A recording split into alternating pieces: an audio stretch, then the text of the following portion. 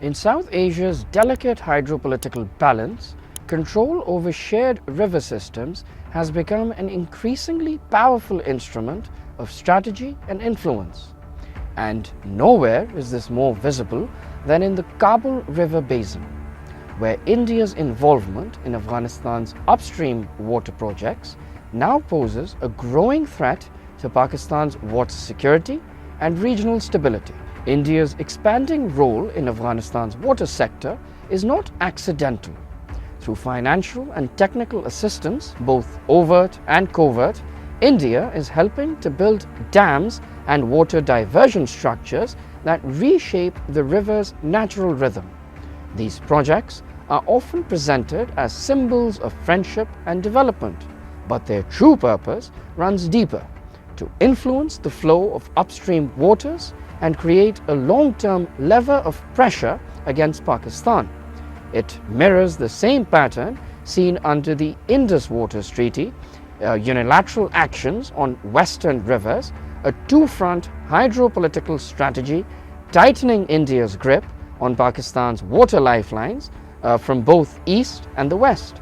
Recently, during the visit of Afghanistan's Taliban Foreign Minister Amir Khan Muttaqi to New Delhi, a new chapter was opened in this story. Discussions included the construction of several major dams, for which the Afghan side requested $1 billion in Indian financial support. This single proposal revealed the continuity of Indo-Afghan water cooperation under the Taliban. It showed that water infrastructure has become a key vector of India's regional influence, and that Kabul is now willing to align with Indian strategic interests even at the cost of regional harmony. Across the Kabul Basin, multiple dams tell the same story. The Naghlu Dam, built with Indian assistance, stores over 550 million cubic meters of water and produces close to 100 megawatts of electricity, effectively allowing control over the flows entering Pakistan. The Darunta Dam, once weakened by time, has now been rehabilitated with Indian help. It now allows Afghanistan to dictate the timing and volume of releases. The Shahtoot Dam in Shakardara may appear small, only I believe 1.2 megawatts, but every reservoir adds up to reduce the cumulative flow. The Shahtoot Dam, a $250 million project near Char Asyab, will store another 250 million cubic meters of water to supply Kabul's drinking needs and irrigate 4,000 hectares. What sounds like urban progress translates downstream into scarcity. And more are coming. Ghat and Kachab in Logar, Bande Kharwar, Gabiri on the Kunar River, Baghdara, Gulbahar, a chain of reservoirs and diversions stretching across the basin. Together, these projects represent a systematic attempt to regulate and diminish the 16.5 million acre-feet of water that currently reaches Pakistan every year through the Kabul River, water that sustains the fields and turbines of Khyber Pakhtunkhwa. For KP, this river is life itself. It irrigates the wheat, sugarcane and maize fields of Peshawar, Nowshera and Charsatta. It powers the turbines of Warsak Dam that light entire districts. It fills the taps of homes, replenishes groundwater and nurtures wetlands that keep ecosystems alive. Now imagine that flow being reduced, interrupted or even redirected.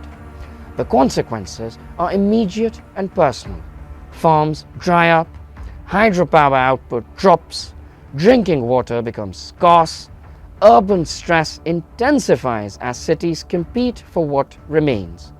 Environmentally, the loss of regular flow leads to degradation, shrinking wetlands and declining recharge, leaving communities more vulnerable to both droughts and, ironically, floods. What began as construction plans in Kabul becomes for Pakistan's northwest a question of economic stability, food security and social cohesion, a matter not of policy but of survival.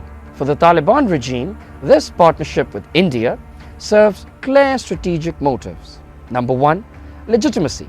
Visible infrastructure helps a government prove it can deliver development.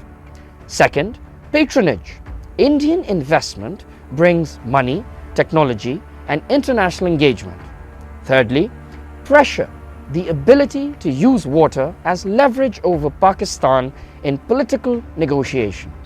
The $1 billion proposal to India is therefore not a simple economic request. It is a signal of convergence, a deliberate alignment designed to weaken Pakistan's hydrological and diplomatic position. There is a precedent for this. The Salma Dam, officially named the Afghanistan-India Friendship Dam, was built on the Hydropolitical River and inaugurated in June 2016. Funded and engineered by India, it sparked anger in Iran when downstream flows into the Khorasan-Razavi region sharply declined. That episode showed how water projects can quickly become geopolitical weapons and how Afghanistan, emboldened by outside backing, is willing to act unilaterally without any regional consultation. The pattern is repeating, only this time the downstream country is Pakistan and the stakes are even higher. Pakistan is not without options. To counter this hydrological encroachment, it is exploring the Chitral River Diversion project, a plan to redirect the Chitral's waters into the Swat Basin, entirely within Pakistan's borders. Chitral contributes about 51% of the total Kabul River inflow entering Pakistan. The remainder comes from Afghan catchments upstream of Warsak. By diverting the river before it crosses into Afghan territory, Pakistan can secure its water while staying within international law. The project, informally called the Tug of Waters, could generate 2,453 megawatts of clean power, expand irrigation networks, control floods, and reinforce reservoirs like Warsak and Mohmand. It represents a strategic, lawful, and sustainable response, a move from vulnerability to self-reliance. Now, at its core, this issue is larger than geography. It is about sovereignty, security, and the ethics of coexistence. The Afghan Taliban regime, now strengthened by Indian money and expertise, has chosen to weaponize rivers.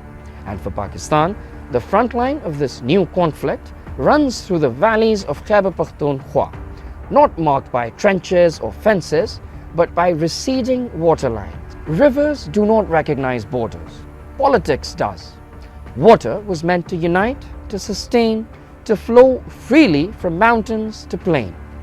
But when nations turn it into leverage, they risk poisoning not just relations, but the very ground beneath them.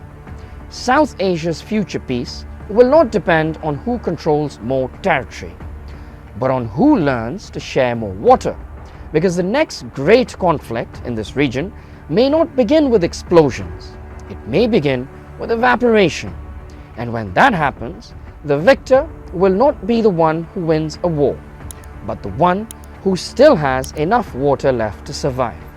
Stay tuned to Policy Wire for more such updates.